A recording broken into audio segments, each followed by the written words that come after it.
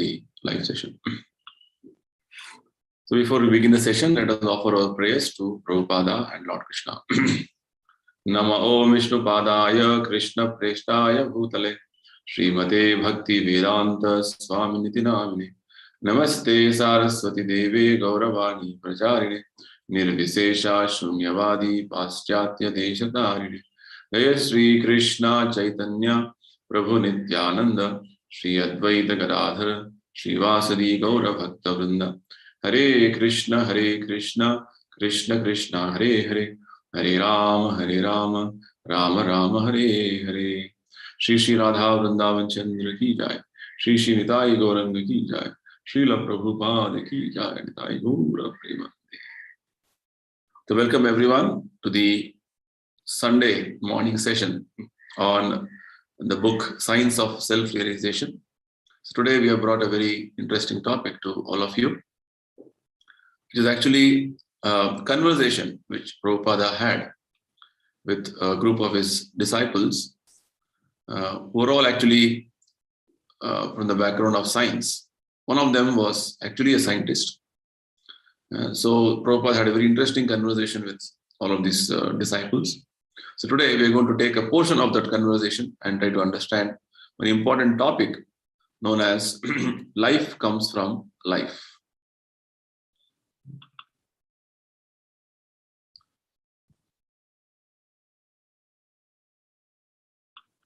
So this is the topic, today's topic, life comes from life. It's a very interesting one, just to give a perspective of what the scientists are thinking about the world and what is the Vedic perspective of world. That is the very clear understanding we're getting from this topic today. So this presentation and the teachings of Srila Prabhupada is a great inspiration for us. Srila Prabhupada, who is the worldwide Hare Krishna movement founder Acharya, ISKCON founder Acharya, he very strenuously, at his age of 70 years, he went to the Western countries and established this Hare Krishna movement. And because of his contribution and his wonderful gift, we're all here to discuss about very nice spiritual topics and practice spirituality in our lives. So this particular topic which we're discussing, the background here is that is a morning walk conversation between Srila Prabhupada, the founder Acharya of ISKCON, and his group of disciples on April 1973 at Venice Beach, Los Angeles, United States of America. So these were all recorded as conversations every day, and now it is present with us as a very important spiritual understanding. So in this morning walks, Prabhupada had many very interesting and very thought-provoking scientific topics being discussed. So we'll discuss one of the topics today, which is called Life Comes from Life. So this presentation is in the form of question answers. So the first question which was asked by the disciples to Prabhupada was, is life born from matter? It's a very vital question, for which Prabhupada very nicely answers, we cannot allow this nonsensical theory to go unchallenged. Life does not come from matter. Matter is generated from life. This is not theory, it is fact. Science is based on an incorrect theory. Therefore, all its calculations and conclusions are wrong. And people are suffering because of this. When all these mistaken modern scientific theories are corrected, people will become happy. So you must challenge the scientists and defeat them. Otherwise, they will mislead the entire society. So the concern which Prabhupada had with regard to the modern society and with regard to how things are presented in the modern society was very much is voiced in this particular talk. You can see how Prabhupada is so much concerned that we cannot simply, blindly say something, anything. It's like in the modern day context, you see, many topics are being discussed, many things are being mentioned by scientists and philosophers and many learned people, but they'll not have any basis on why they're telling that. Many things, just like this one topic which we're discussing today, life comes from matter. So this aspect was a very hot discussion when Prabhupada was present in America in 1973.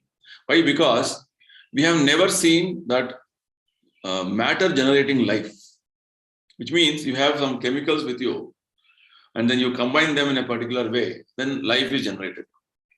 This is actually not a very sensical proposal. That's why Prabhupada is telling, as you can see, very strongly is making a statement here that this is nonsensical theory and we have to challenge this. Life does not come from matter, rather matter is generated from life. We'll see more details as we move forward. So the fact is that the living entity or the living being is what is generating matter. So scientific basis of life is born from matter is a wrong understanding. And because of this, people are misled. So Prabhupada says we need to challenge these people. Otherwise, they will mislead the entire society. Now, coming to the more detailed explanation of what is matter and what is life. Very nicely, Prabhupada explains. Whatever you see around us as matter, our body also is matter, made up of material nature. And the different various manifestations you see, the tree, a plant, a bird, an animal, anything you see, they all have material bodies. Any material body, matter, means it goes through 6 changes. 6 changes in 6 phases it goes through. What are they? It is born, means a living entity enters the body, the material body, it appears to be born. Then it grows, and it is there for some time. It is sustained for some time. Then it gives out byproducts. Then slowly the strength of the body dwindles, means it's old age, and it dies one day. So this is how the 6 phases, all of us are experiencing this. We'll be in different phases. Every one of us will be in different phases of this changes of the body, material body. But the life within the matter, that is spirit soul, that is eternal. It doesn't go through any such changes. A very important revelation Lord Krishna is making in Bhagavad Gita. Our body is a combination of, when you call a living entity means the spirit soul within the body and the material body. Krishna calls it as Deha Dehi. Deha is this body, material body. Dehi is the spirit soul within the body. The spirit soul within the body is eternal. It does not undergo any such changes. We are the same spirit soul when we got a body, a material body in this life. And we had many such bodies in our previous lives. So life appears to be developing and decaying, but actually it is simply passing through each of these 6 phases until the material body can no longer be maintained. So what is happening is, in this life, is that our body is changing, is transforming. Every moment it is transforming. That is what the information we get from the modern science also. Right? So every moment to moment, a lot of changes are happening. But you see this change only significantly after some time. Say after 10 years, the appearance of my body totally changes. So basically, the spirit soul is within which is within the body now. It is embodied now. The body is covering the spirit soul. That doesn't undergo any changes. Rather, the body, which is right now, all of us have got, it is going through changes. Right? It goes through changes as birth. Then again, as Krishna says, Kaumara Yauvanam Jara. We have a young age, we have adolescent age, then we move forward, middle age, old age. That is, the body is changing. Right? So basically, we are seeing that the life appears to be developing and decaying, but actually it is simply passing through the 6 phases of life. So this is the difference. When you say, we've been analyzing in a more detailed manner, how life doesn't come from matter, rather matter is coming out of life. So we're analyzing about matter and life first. What is matter? What is life? Then what happens is that when this body becomes old, this old body dies and the soul takes up a new body. Right? So the giving up this old body is called death, and the soul getting one more new body according to its previous activities called karma, that is called birth. Like this, we are going through cycle of birth, disease, old age, death. Again, one more body, birth, disease, old age, death. This is very nicely explained in the Bhagavad Gita by Krishna as Janma, Mrityu, Jara, Vyadhi. So when our clothing is old and worn, we change it. Similarly, one day our bodies become old and useless and we pass on to a new body. The nice analogy which Krishna gives in the Bhagavad Gita, explaining that's like we are wearing one type of a dress today. When this dress becomes old and worn out, what do? We change the dress. Right? So, very nicely Krishna explains, Vasamsi jirnani yatha vihaya navani grahanati naroparani. Our body is like a dress. When this dress becomes old and useless, we change this body. That is how the process is. The way the Lord Krishna has set up the whole system with regard to our bodies changing. Whereas the spirit soul is the same, spirit soul. When we had a young body, you remember the incidents. When you become old, when I was young like this it was. Whereas heart of heart, the spirit soul doesn't want this change. But this body is going through changes. This point you have to appreciate. Now, further, as I was mentioning, in the Bhagavad Gita, second chapter, Krishna mentions, Dehi nosmin yatha dehe komaram yavanam jara yatha dehantara prapti dhiras tatrana muhyati. So, Krishna is telling, as the embodied soul continuously passes in this body, from boyhood to youth to old age, the soul similarly passes into another body at death. It is a scientific fact which anybody can experience it or are experiencing it day in and day out. The child is born, then the body grows to a boyhood, then boyhood to youthhood, youthhood to old age. When this body is no more useful, then it will take one more body. This is what is happening with our body. Right? So Krishna is explaining it is a scientific fact, and one who is sober, one who is intelligent, will not be bewildered by such a change. He is called a dhira. Further, in the Bhagavad Gita, same chapter, little later, Krishna explains one more very interesting aspect. He says, Antavant ime deha nityasyoktaha sharirina. This body is going to be destroyed one day, Antavant. Whereas the sharirina, that is the soul in the body, is nityasya uktaha. It is eternal. The material body is actually going to destroy, whereas the spirit soul within the body is indestructible. It is eternal. So this material body is perishable, but the life within the body is nitya, eternal. Very wonderful revelation Krishna is making in Bhagavad Gita. So, how can which is destructible give rise to something which is eternal? Is the logic which we have to little analyze here, because that's what scientists are telling. Scientists are telling that which is going to, which is eternal, which doesn't die, that is being born from something which is dead matter. That is totally illogical. We cannot accept this theory. So, further, according to the Vedas, the measurement of the soul within the body is 1/10,000th part of the tip of the hair. Right? What is the size of this Atma, soul, the living entity? Is being very nicely explained. It's very atomic size, very small. Now, if you take the tip of your hair and divide it into 10,000 parts, that one part is the size of the soul.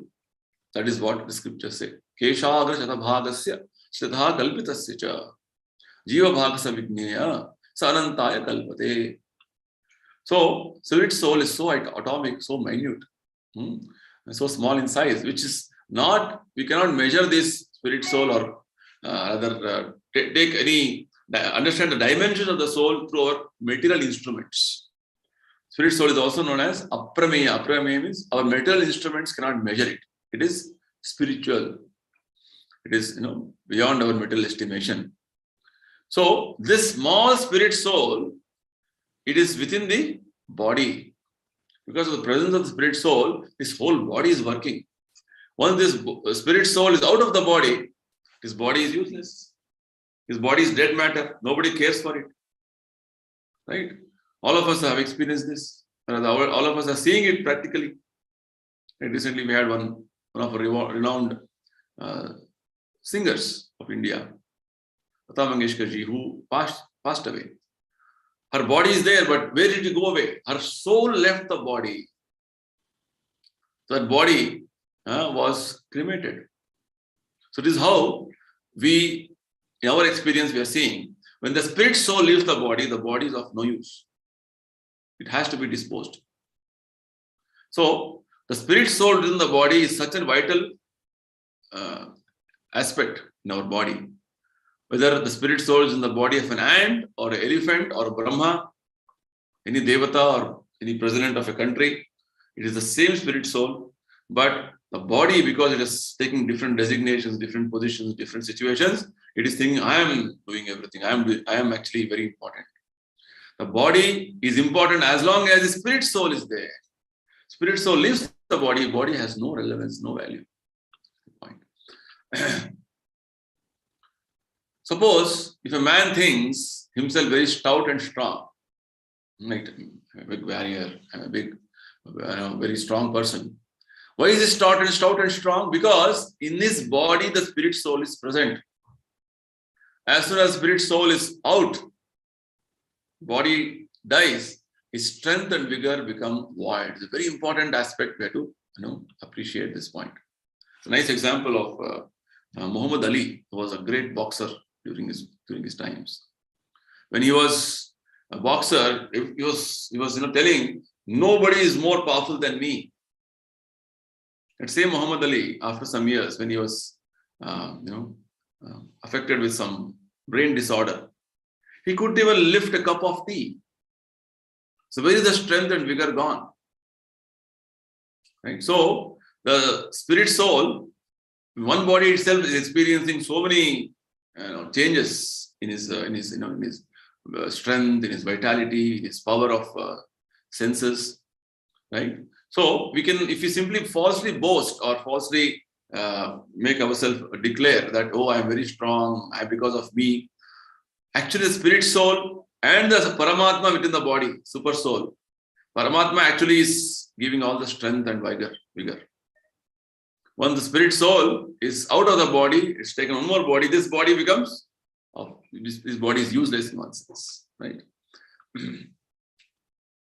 So if scientists say that the matter is the cause and origin of life, then let them bring just one dead man back to life by injecting him with chemicals. But this they cannot do, right? So the proposal that the scientists are telling that life is coming from matter cannot be accepted. Why? Because if you are saying, oh, such a big man is dead now, you're such an important person for us. When you see the condolences messages from all big people of India about Lata Mangeshkar ji, looks like, oh, she should not have died, should have continued to live. But no scientist, no doctor, nothing of the sort in this material world can bring back the life of the person who is already dead. Dead means one who has left this, the soul has left the body, again the body cannot be revived. That's the point. No scientist can do this. We have many examples. It's like, in the Western countries, we have Walt Disney, who wanted to preserve his body in some special oil. That he was expecting or hoping that in the future they will discover something, some chemical wherein it can be injected in his body and he can become again alive. Like this, people are thinking. Scientists can or will discover something in the future which will invigorate our body again. But so far, scientists have not done anything with regard to reviving the dead body back to life. So this is one question which just now we answered. Life cannot come from matter. Matter and all other ingredients like chemicals are originating from life. So next question connected to this main question of life comes from life is that scientists can put an argument. Since one cannot see the spirit soul, its existence is very doubtful. I would like to practically see the spirit soul. For which very nicely Prabhupada answers. He says, how can they see it? It is too small to see, and very such seeing power.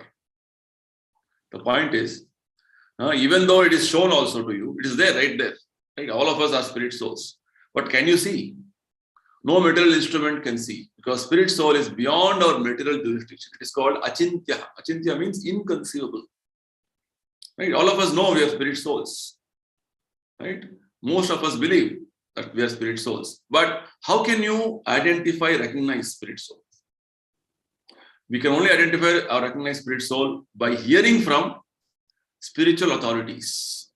Lord Krishna is that great authority of spiritual science who is giving us this knowledge of Gita and explaining to us this is the nature of spirit soul. Otherwise, we cannot understand about spirit soul, because spirit soul is not anything matter. It is not any material substance which can be analyzed and captured in some material instruments. That is the point. So when the scientists say, how can I believe in spirit soul? What I see only I believe. That is wrong. It is not a proper proposal. Many things you cannot see, but you have to accept from a proper source. You have to understand the knowledge and understand its existence. Just like there are many electromagnetic radiations which we cannot see, but its existence is a fact, because there are many instruments to identify and recognize the electromagnetic radiations of different frequencies. Further, Venice Prabhupada explains, it's like if you inject one grain of deadly poison into someone, he immediately dies, right? Because anything which is a poison, a grain of poison is enough to spread the influence of the poison throughout the body. So no one can see the poison or how it acts, but the poison is acting nevertheless. Just because you cannot see how the poison is acting doesn't mean the poison is useless or poison is not acting. Poison is acting, but you cannot see how it's influencing the body. In the same way, the Vedic literatures tell us, because a minute particle called the soul is within the body, the whole body is working very nicely. One more example is given in the Bhagavad Gita by Lord Krishna. Just like when there is sun in the sky, the sun rays, it is morning time. Outside you go, profuse sun rays are there. Right? Even though you can't see the sun, but just because there are enough sun rays, light everywhere, you can understand that it is sun in the sky. Likewise, because there is consciousness spread all over the body, we can feel the experience of pains and pleasures. Somebody pinches you, you can feel some sensation. So the presence of consciousness all over the body is the proof of the presence of the soul. It is a way to understand things. So soul doesn't mean you can see by gross senses. You have to experience them, rather understand them by the authoritative way of explanation given by Lord Krishna in the Bhagavad Gita. Because we are conscious. We as living entities right now we are conscious. If I leave my body will be like this, but where is conscious? I cannot experience anything. I will be dead body, which means the soul has left the body. Just like when they say, my father has gone away, my father has passed away. Where did he pass away? His body is lying there. The spirit soul within the body has passed away. Our material gross senses cannot experience this spiritual particle, spirit soul. That is the point. So spirit soul is very minute. Rather, it is very subtle. That's what is the point which I want to make. If I pinch myself, I immediately feel it because I am conscious all over my skin. Just now we discussed on this point. But as soon as the soul is absent, which is the case when my body dies, you can take the same skin and cut it and chop it, and no one will protest. Right? Dead body, no protesting happens because the soul has left the body. It's like dead matter. So this is such a simple thing to understand. Right? Such a nice thing to understand that, yes, this is the proof of the presence of the spirit soul. Connected to the same main topic of life comes from life. The third question is, when Prabhupada was walking around, he saw there was one tree which was almost dried up. Its leaves and twigs are all almost fully withered away, and a dead tree basically. So Prabhupada asked his disciples around him, why are they not growing now? Right? This matter, dead matter, this tree, which is now seems to be lost its life.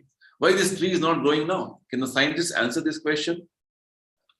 So Prabhupada himself gives a nice explanation. He says, if the scientists are so advanced in knowledge of chemistry, they must supply the proper chemicals to make branches and leaves grow again. Right? So the scientists are claiming or proposing that, by injecting some chemicals or by manipulation of some chemicals in a proper proportion, we can again rejuvenate life. We can bring back life. That's what mostly people think. If I'm too sick or I'm too diseased, I'll go to doctors and I'll take some medicine. I'll be cured. Fine, good. But there's one more element here we should understand always. You may go to the best of the doctors. You may take the best of the treatment. But unless there is sanction from Supreme Lord Krishna, the medicine and the treatment is of no use. Because many cases are there wherein Lord wills, only then the medicine and the treatment will be effective. So if medicine is effective, you have to understand there is Lord's mercy on us. This is the point. So if you simply think, chemicals or the medicine and the treatment has helped me, it has brought me out. Many times we see people take the same treatment, same medicine, same diagnosis, but they are not curing because Lord has not sanctioned. So this aspect of Lord's sanction is very vital and important in our understanding of whatever happens. You may have chemicals, you may do whatever it is, but the way it is, the way it acts on you depends on Lord's special mercy. So Prabhupada is challenging scientists. If you are so advanced in knowledge of chemistry, why don't you supply proper chemicals to make these branches and leaves grow again? So here we come to the point of analyzing how this aspect of knowledge is working in the field of science or spirituality. Knowledge means that one must be able to demonstrate his theory. There is some theoretical principles presented, and you should be able to prove those theoretical principles through practical demonstration. It's like Krishna is mentioning very clearly in the Bhagavad Gita beginning, just now we discussed. Dehinosmin yatha dehe komaram yavanam. He says, the soul within the body does not go through changes, whereas the body goes through changes from childhood to youthhood to old age. It's very practically demonstrable. All of us are experiencing it. We're all born as small kids. We have grown kids to adults to old people. So it is a practical, demonstrable thing. This is called knowledge. Knowledge is something which can be demonstrated practically. Whatever you're stating as theory should be practically seen. That is called knowledge. So scientists should be able to show in their laboratories that life is caused by a combination of chemicals. Until now, there is no such example throughout the history and any scientific research has been done that a combination of chemicals or combination of matter in a specific way, manipulated in a specific way, it is producing life. Right? So it is a challenge. The scientific method means first observation, then hypothesis, then demonstration. This is how scientific method works. But most of the scientists cannot demonstrate their hypothesis. They simply observe and then speak something which is not sensible. The scientists are claiming, tomorrow or in the future, we are going to make life possible. Right now, we are going through research and we'll be very much successful. Actually, many times we see some articles coming up in the newspaper or the media. Scientists are very close to finding out some chemicals which will cure this disease permanently, or they will discover something wherein you will not grow old. They're going to avoid aging. Such statements we see in the news articles. But any such articles any such statements before being made, there should be some proof, some tangible proof. Right? Prabhupada says, at least you produce one small ant in your laboratory. Why big entities? Produce some small ant which is actually so independently moving and doing so many things. Lord's creation. You can't even produce one ant and you're claiming life will produce life, which is actually not making any sense. So scientists say that the chemicals are the cause of life, which is actually not correct. Right? Scientists, the chemicals are not cause of life, rather life is the cause for all chemicals. It's the other way around. That is what we are discussing now. But all these chemicals that were there when the tree was living are still present. The life energy also is there. So there are thousands of microbes in the tree and they're all living entities. Because as Prabhupada was observing the tree, dead tree, you're seeing apart from this tree, there are so many other entities in the tree. Right? There are microbes, there are other entities in the tree. So no one can claim that the life energy is lacking in the body of this tree. There is some sort of a life moving around there. But the entity, the living entity within the tree is left. That's the point. So the next question, obvious question was from the devotees to Prabhupada. What about the life energy of the tree itself? Where it has gone? Which Prabhupada says. The difference is, you can see the living force is individual. The particular individual living entity, which was the tree, has left. So this must be the case. Since all the chemicals that are necessary to support life are still there, yet the tree is dead. Same thing happens with our body also. When we are dead, when a person dies, what happens? All the necessary ingredients required to function this body, it's like the liver, the heart, the kidneys, all the parts are intact. In fact, if you artificially run them with some mechanism, they will all run. That's why nowadays people are having this organ donation. Right? They say, as soon as I die, please use my organs for somebody who can continue or having some defects or who want these organs for their functioning in the body. Because the spirit soul is present, all these organs in the body are functioning. As soon as the spirit soul leaves the body, your whole bodily mechanism is stagnated, closed. It no more function. In the Bhagavad Gita, it is explained, the spirit soul is within the heart region. And heart region is the place where the blood circulation, heart is the region, main region wherein all the blood, the veins bring the blood, it's purified and it goes through arteries.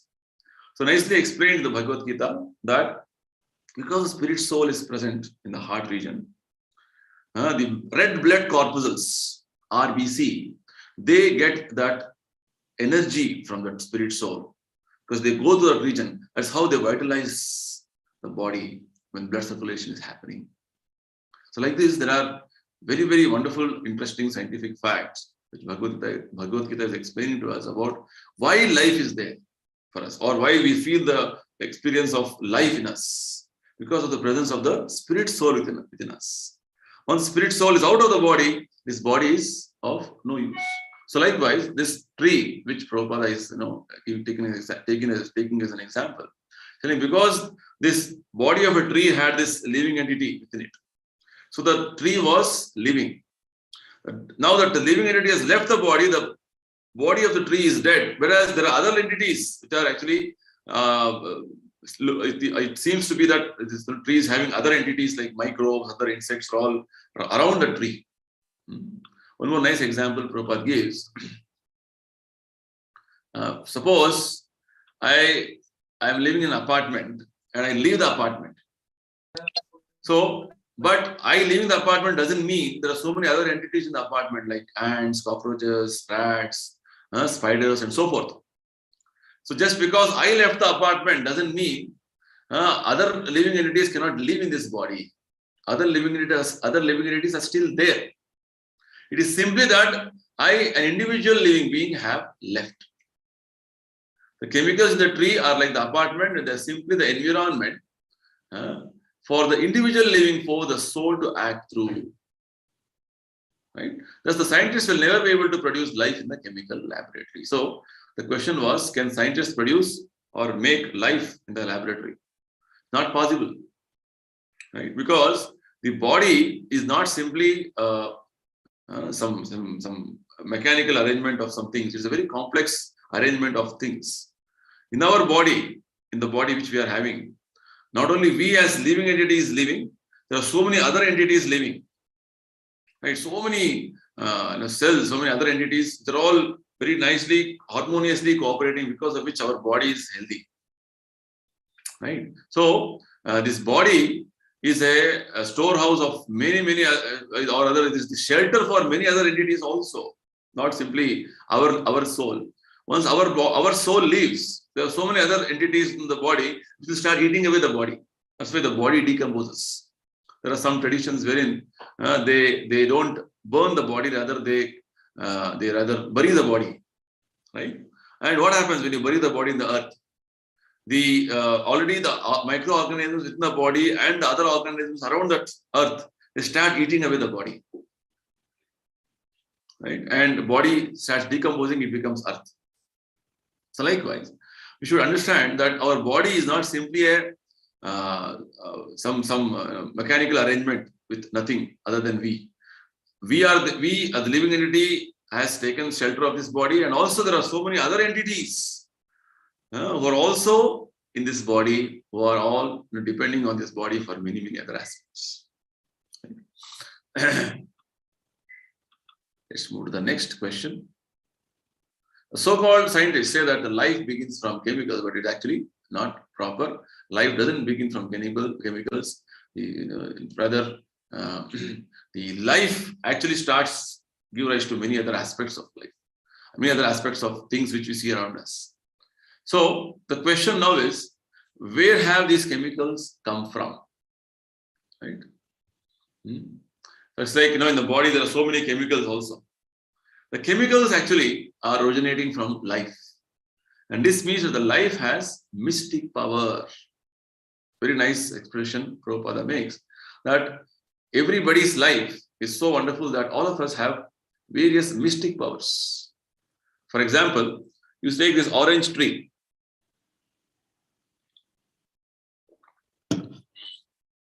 Orange tree, innumerable oranges are grown in a tree of orange tree, and each orange tree has is filled with the orange juice. And orange juice means what? Full of vitamins and citric acid and other chemicals. So where have these chemicals come from? Because the living tree, it produced orange, because of which the chemicals are present in the tree. And every time orange tree produces oranges, the fruits are always having the same type of ingredients. So similarly, what is happening with us in our body also is that our body is also producing many chemicals. But the scientists are missing the origin of the chemicals. Where from the chemicals have come? They say, oh, chemical combination, you can make life, but until now they have not done anything. But where from the chemicals have come? Even the simple example of orange tree, we understood that the chemicals are coming from life. That is, orange tree, the living tree only can produce oranges. So, the investigation which the scientists have done is from the chemicals. But they have not gone one step behind and identifying where from the chemicals have gone. What is the origin of the chemicals? This aspect they have not identified or discovered. So this is what they are lacking. So chemicals actually come from Supreme Life, God. Nice examples are there. Just as the living body of a man produces many chemicals, the Supreme Life, the Supreme Lord is producing all the chemicals found in the atmosphere, in the water, in the humans, in animals, and in the earth. We ourselves, one simple orange tree can produce so many oranges, which is filled with citric acid and other various ingredients. Our body also is producing many chemicals. Just imagine Supreme Lord, who is the creator, who has done all his manifestations around us. How much powerful he must be, how many more ingredients, chemicals he'll be producing. Right? This is the logic which we have to apply here. And that is called mystic power. Unless the mystic power of the Supreme Lord is accepted, there is no solution to the problem of origin of life. Right? Lord's mystic powers are so wonderful that various aspects in the creation, what we see, is all because of Lord's various arrangements is happening. Just like very nicely, example is given. A banyan tree is producing many seeds, many fruits for that matter, and each fruit is having so many seeds, and each seed is having a potential banyan tree. Banyan tree is so huge, vast, covers so much of area, and each seed produced from that banyan tree is having potential of one more banyan tree like this. Look at the wonderful creation Lord has made. This is called mystic power. The mystic powers of Krishna are so wonderfully acting that it is creating a lot of wonderful creations in this whole existence. So scientists, if they're telling that we can produce life from chemicals, they let them answer the question, important question, where from the chemicals came? Did it fall from sky or from nothing? So this question has to be answered. So anyone can see that an ordinary tree is producing many chemicals, they cannot deny it, but how does it produce them? Since they cannot answer this, they must accept that the living force has mystic power. Right? It's like in our body, I was giving an example that there are so many things like fingernails. Right? Fingernails grow, or our hair growing. It is beyond our understanding, beyond our limited perception to conceive them or rather understand them. So basically, this whole thing is explained in the scriptures, what is known as Achintya Shakti, inconceivable power. So if Achintya Shakti is existing in ordinary beings like us, how much Achintya Shakti, inconceivable powers, Supreme Lord possesses? Just imagine. Right? He's the origin on producing, he's the origin of all the creation. A nice example, one more wonderful description is given about how when there is the need for the creation, Supreme Lord expands himself as one of the incarnations known as Mahavishnu. And from his body, innumerable universes are generating from the pores of his skin. It's like when we breathe, the skin pores are inhaling and exhaling actually. So likewise, when Supreme Lord is inhaling and exhaling, the innumerable universes from his body are emanating, are coming out. This is the explanation given. Very wonderful explanation. So this is the magnitude of creation, magnitude of things which is happening in the whole existence. So the last question of today's session, connected to the main topic, life comes from life. So what is the difference between my potency and God's potency? Just like we understood, Supreme Lord also has inconceivable potencies. And we also have some Achintya Shakti, inconceivable potency. What is the difference between Supreme Lord and we? Very nicely Prabhupada explains to us, the difference between God and me is that although I have the same potencies as God, I can produce only a small quantity of chemicals. Whereas the Supreme Lord can produce enormous quantity of chemicals, unlimited quantities. I give the example of how universes are generated from body of Vishnu. Likewise, so it's all universal scale, huge. Whereas in our case, we are limited. Just like one more example, scriptures give to understand the magnitude and the greatness of Krishna. It's like we may produce Boeing 747 and have a pilot to run that Boeing for 747. It looks very gorgeous, very wonderful in the sky. Whereas Supreme Lord, he is holding all the planetary systems. Right? The many planets which are all floating is all because of Supreme Lord's power. He is holding them in a very inconceivable manner. And he's holding them and they're all moving around. They're all going in orbit. So this is Lord's potency. So these wonderful descriptions are very nicely presented in the Bhagavad Gita. I suggest and request all of you to go through the teachings of Gita carefully, nicely, so that we can appreciate these aspects of various wonderful creation as well as many aspects of our life, which is very essential for our spiritual progress.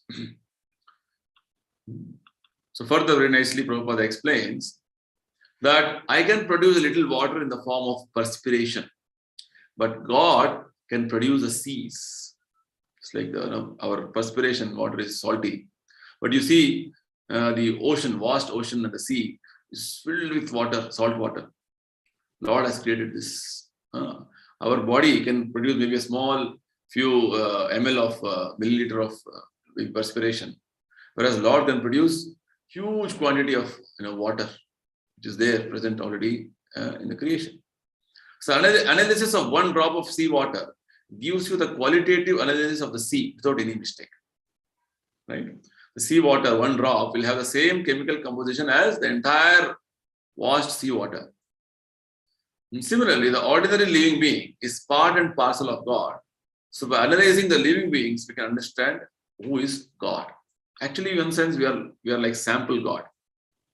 Understanding, analyzing ourselves properly, the various mystic powers we have, various inconceivable energies we have, we can just extrapolate and understand how huge Krishna must be, how great Krishna must be. Bhagavad Gita explains Lord Krishna as Vibhu. Vibhu means unlimited, limitless, great. Whereas we are limited, small, infinitesimal. We are called Anu, small, atomic size. So atomic size means atomic way of functioning. Lord's way of functioning is huge. Even a simple example of, say, elephant. Elephant's eating must be in kilos, 60 kilos, 80 kilos at a time. Whereas how much we can eat at one sitting? Maybe a few grams, right? A few 100 grams, right? So it is a difference. So the body itself is giving so much big difference with regard to our own experience. Whereas Krishna's existence is something beyond our limited thinking capacity. This we have to appreciate. And he is the supreme life who is generating all the lives on this world. So in God, there is a great mystic potency. God's mystic potency is working so quickly, so swiftly. It's like an electric machine. Swabhaviki jnana bala kriya, it is explained. Machines operate by certain energy and they are so nicely made that all the work is done simply by pushing a button. Nowadays, we have so many gadgets. One button you press, so many things happen. So, likewise, God also has wonderful arrangement in the material world. Just by his one glance, just by his one touch, the whole material energy is activated and further things happen.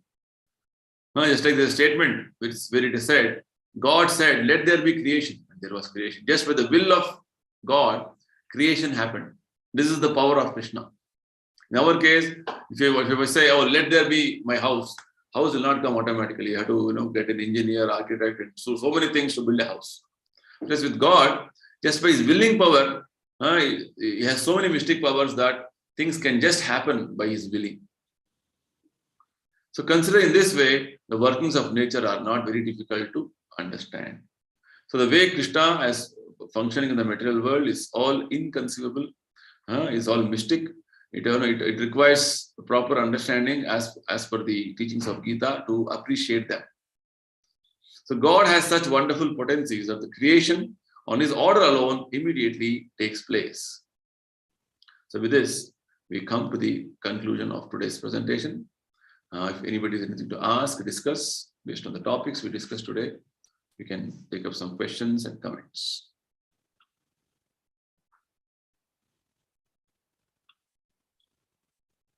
Any questions, any comments? We'll continue these discussions in the next few more sessions. There are many, many more interesting such subjects in the same presentation.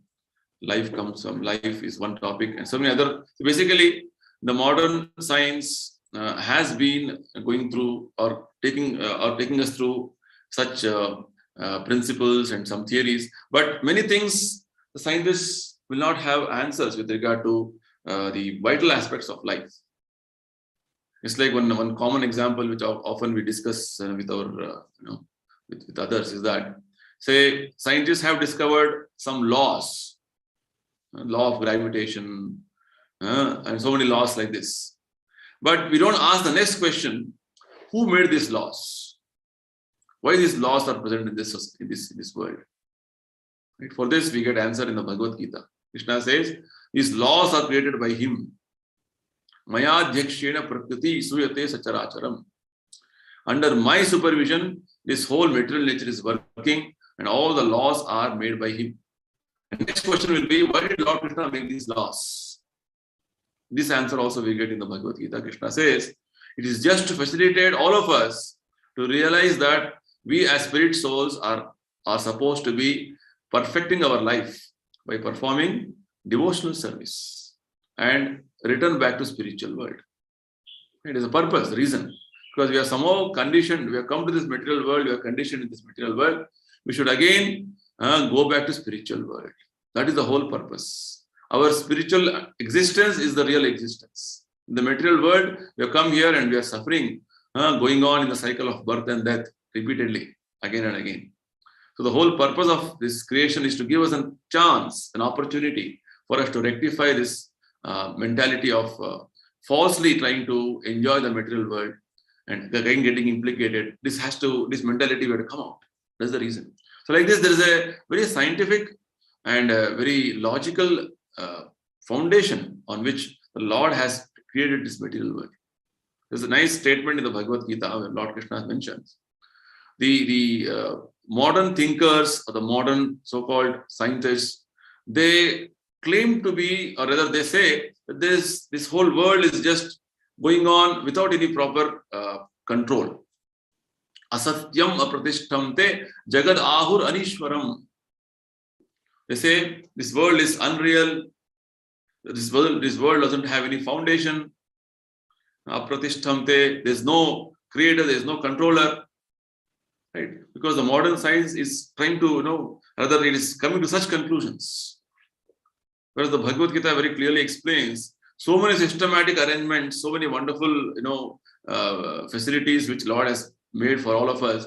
It doesn't mean that there's nobody behind it. There's no controller behind it. Simply things cannot happen automatically. If a big organization is working, then there must be a lot of people behind it, planning and thinking and executing it. Right? So, in the whole universal management of different things going on in the world, there is a very, very systematic, very meticulous, and very detailed planning. That's what Lord Krishna mentions in the Gita. That behind this whole material way of functioning, material world's functioning, everything is under his superintendence, under his control, under his will. Everything is happening. This is the wonderful things we have to understand. So, like this, many interesting aspects are explained in this conversation. We will take up more such topics in the coming sessions. If there's nothing to no questions, we'll close today. So, thank you everybody. Srila Prabhupada ki Jai. Hare Krishna, Prabhuji. Yes, Hare Krishna.